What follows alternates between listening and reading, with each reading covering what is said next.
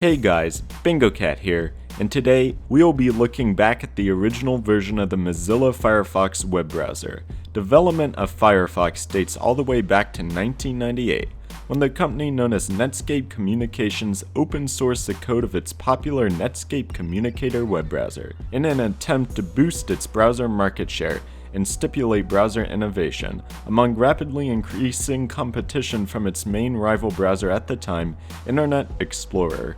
A new community, named Mozilla, was created by Netscape around the same time they open-sourced their browser code, with the main intention for Mozilla being to coordinate the development of the Mozilla Application Suite, which was planned to be the open-source version of the Netscape Communicator browser. Unfortunately for Netscape, market share of both the Netscape Communicator and Netscape Navigator browsers started to rapidly decline in 1998 due to the inclusion of Internet Explorer for free with copies of Microsoft Windows, and by 2002, both Netscape Communicator and Netscape Navigator had lost most of the browser market share to Internet Explorer. By then, Mozilla started to focus on developing a new web browser entirely, in the form of the Mozilla Application Suite. What we know today as Mozilla Firefox was originally created in 2002 as an experimental breach of the Mozilla Suite, and the experimental browser was released in beta form later the same year, and by the way, that's a version of the browser that we're going to be looking at later in this video. The new experimental browser, called Phoenix, was developed to combat the perceived software bloat of the Mozilla Suite. Phoenix removed features that the Mozilla Suite had, such as IRC, which stands for Internet Relay Chat, email, and news integration directly into the browser, while containing the same underlying structure as the Mozilla Suite. Version 1.0 of the web browser, which was now known as Mozilla Firefox, was released on November 9, 2004 to moderate fanfare, and fans of the browser even raised enough money to take on multiple full-page ads in the New York Times to promote the browser. Firefox then started to gain popularity and erode away Internet Explorer's market share, with Firefox peaking at 31% of the desktop browser market share in October of 2009. Nowadays, Firefox is still relatively popular, but has since then lost over half of its market share due to mainly the rise of Google Chrome. Today, Firefox is used on about 12% of computers worldwide, according to net market share. Perhaps the biggest advantage of Mozilla Firefox over other web browsers at the time is that Mozilla Firefox introduced tab browsing to the masses, which is something that rival Internet Explorer took over 2 years since Firefox 1.0's release to include, despite tab browsing coming to almost every other web browser around the same time Firefox was released. Firefox also had its own built-in search bar, while in Internet Explorer, you had to download the Google toolbar if you wanted to search Google, for example, without going to the Google website. Firefox also had, and has, better support for web standards than Internet Explorer.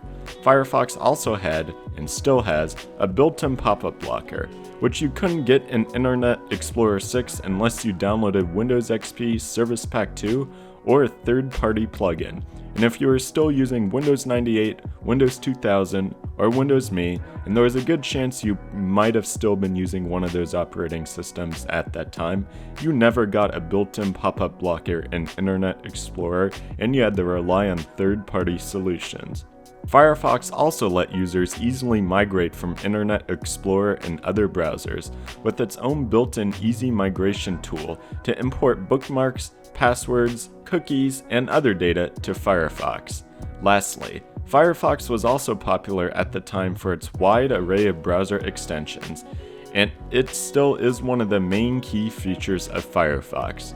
Perhaps the biggest disadvantage of Firefox at the time was that Firefox didn't necessarily display every website correctly, but this was because many sites at the time were being written specifically to look the best in Internet Explorer, which at the time, almost infamously, didn't follow web standards that well. So let's take a first-hand look at the web browser.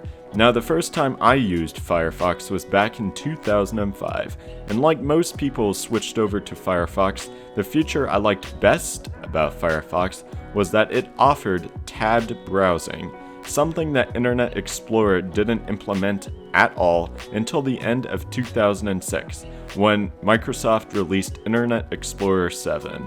This made Windows management in Microsoft Windows a lot easier due to the fact that I could now just have one browser window open, but still have multiple web pages loaded. The design of the browser was nothing special to me, as it more or less looked pretty similar to Internet Explorer at the time, with the exception of an integrated search bar and browser tabs in Firefox.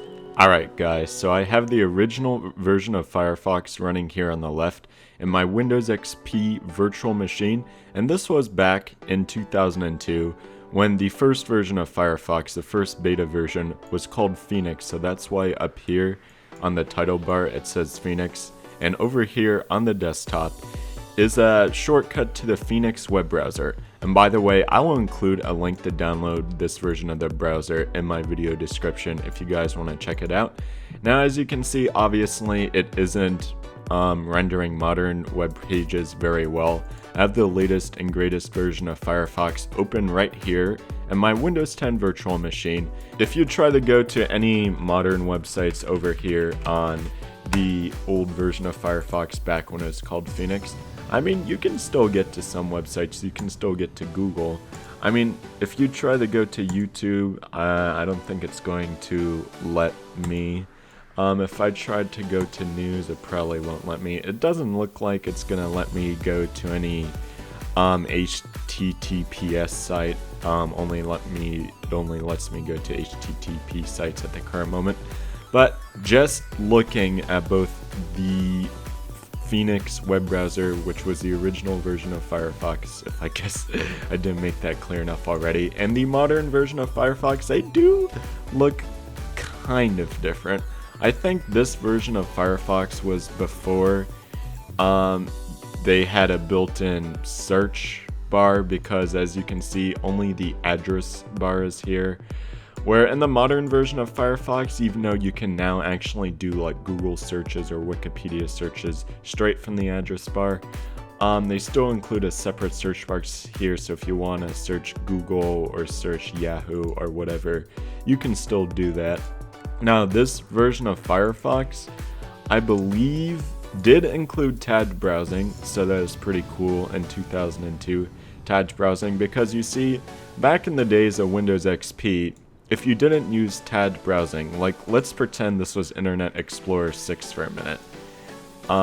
So what you did back in the Windows XP days, if you wanted to go to another web page while your current web page was open, was the only choice you had that was to open a new window.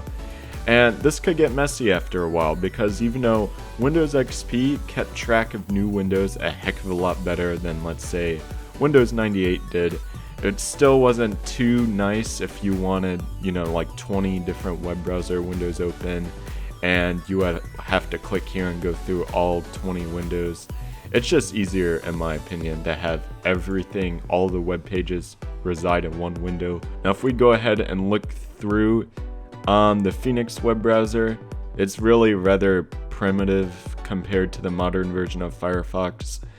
From what I can tell, don't quote me on this, but it doesn't look like it supported add-ons. The basic way it functioned is pretty much the same. They're both web browsers.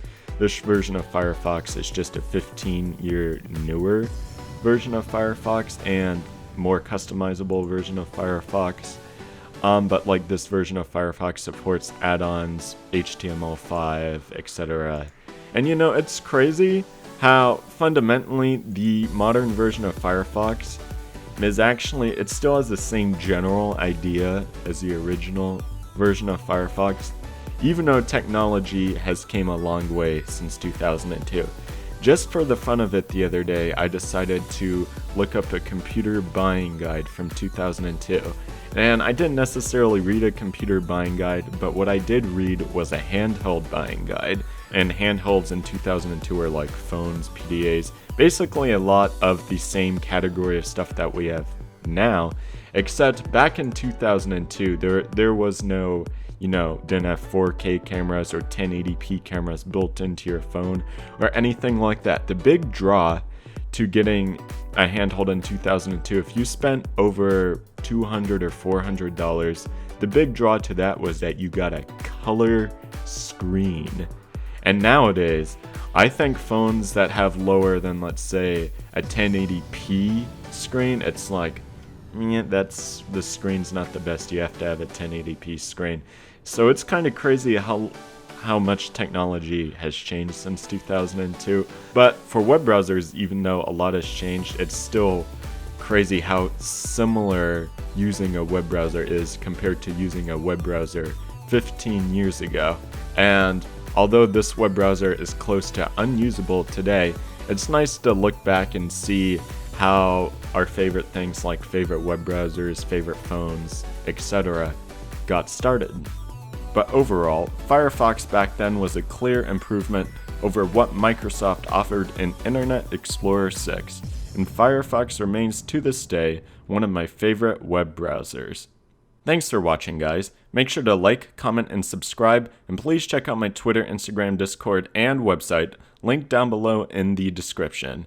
As always, I thank you guys for watching. Goodbye.